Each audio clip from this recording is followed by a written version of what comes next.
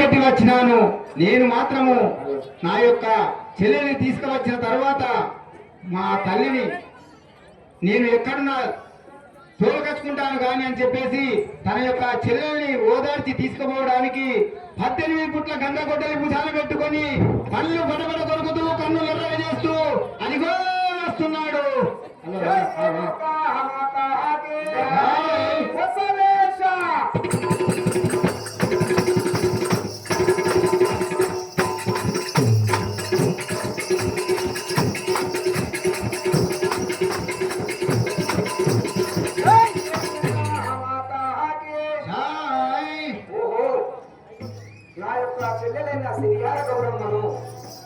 ఒక చెంప కొడితే పాలు, ఒక చెంప కొడితే రక్తం.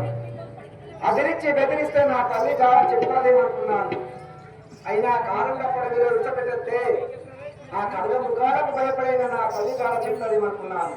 కానీ నా చెల్లెకు ఏమి తెలియనట్టున్నది. ఇప్పుడే నా చెల్లె వద్దకు వెళ్ళి బతిమిలాడి తోలుకొచ్చుకునేవారు కదా. జై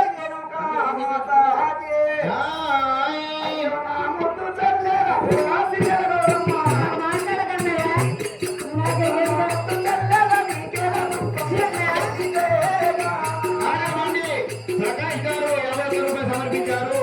వారికి సదాకాలం కాపాడు కాక.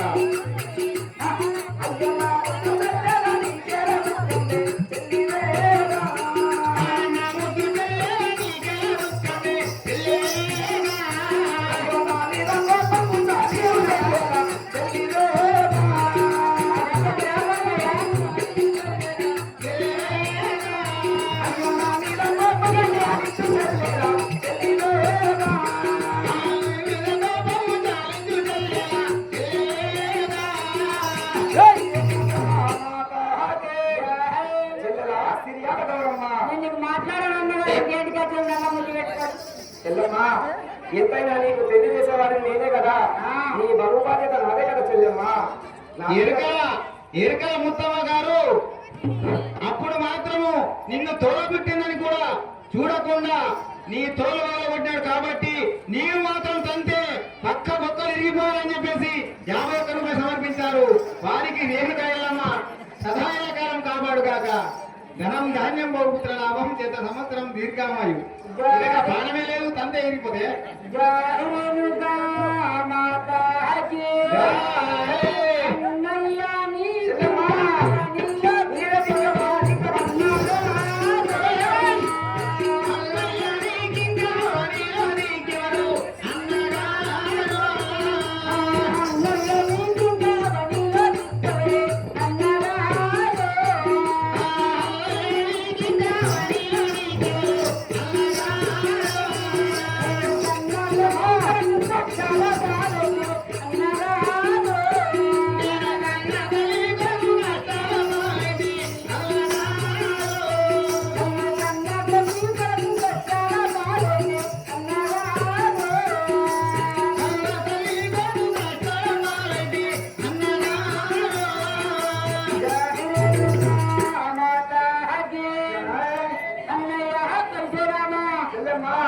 నేను మాత్రం నీకు దిక్కు ఎవరు ఉన్నాయా?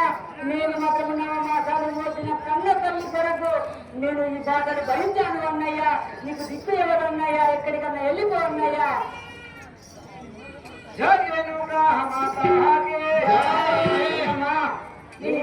మన కన్న తల్లి గురించే కదా. అయ్యో మన తల్లి గురించి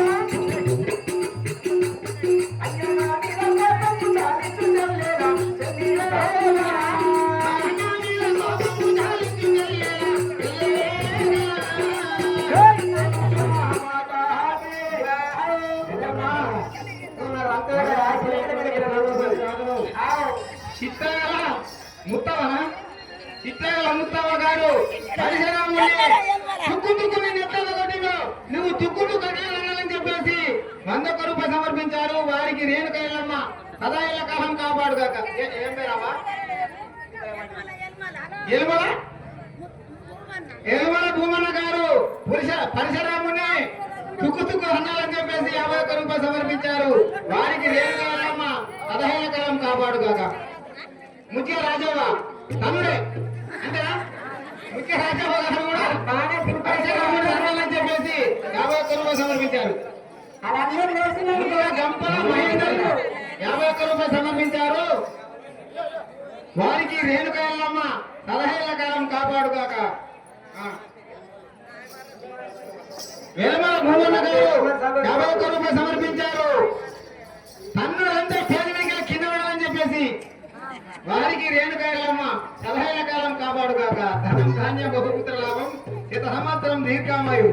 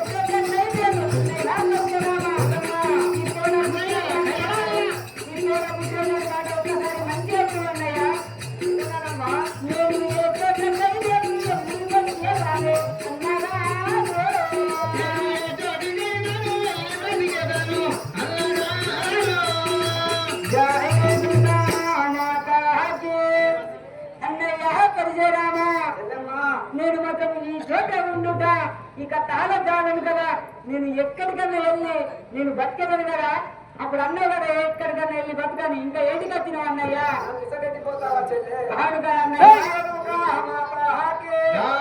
అయ్యో నన్ను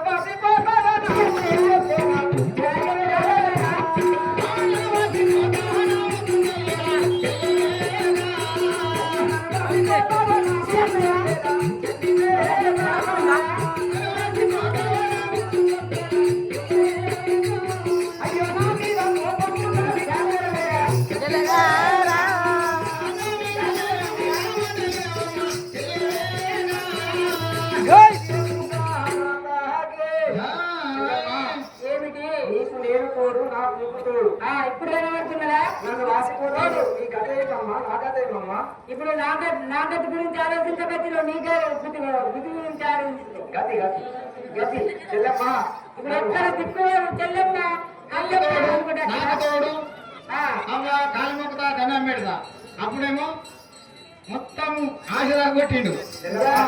నిన్ను తెలిసి తెలియక కొట్టినానమ్మా. నా మీద కోపం సాధించి మన ఇంటికి వెళ్దాం అమ్మా.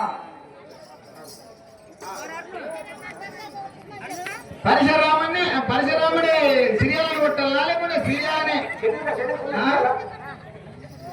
సిరియాల పరశురాముడిని రన్నల సిరియాల పరశురాముడిని నీకు మళ్ళా ఈ సమయం తప్ప మళ్ళా దొరకది కాబట్టి ఇదే ఒక నీ ఇష్టం ఉన్నదని అని చెప్పేసి 100 రూపాయలు సమర్పించారు. వారికి అది ఓనైతే పైసలు ఎత్తారు ఆనందంగా ఏం పేరు పరిశీలన అనుకుంటారు అని బాగోటం చెప్పేసి 51 రూపాయలు సమర్పించారు. వారికి రేణుక ఎల్లమ్మ కాపాడుగాక. ధనం ధాన్యం నౌకత లాభం శత సంవత్సరం దీర్ఘామయు. ఇప్పుడు ఏమన్నా ఉన్నాయా నేను పడుతుంది? కోపం సాధించి మన ఇంటికి వెళ్దాం పదమ్మా. అంటున్నా అన్నయ్య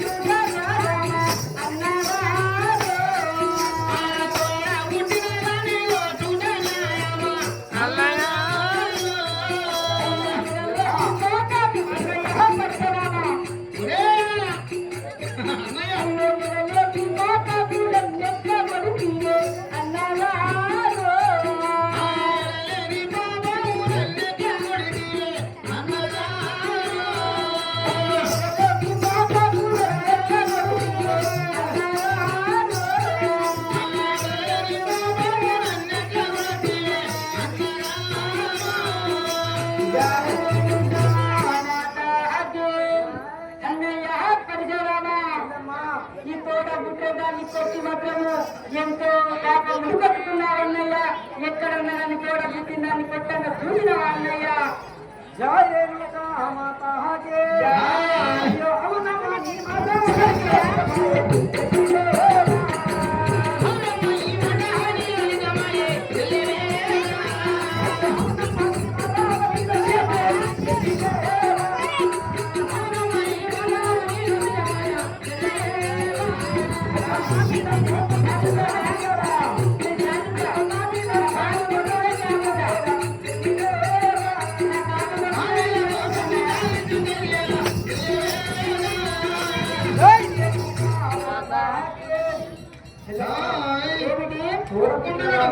ధర్మం కాల్చెల్లమ్మా.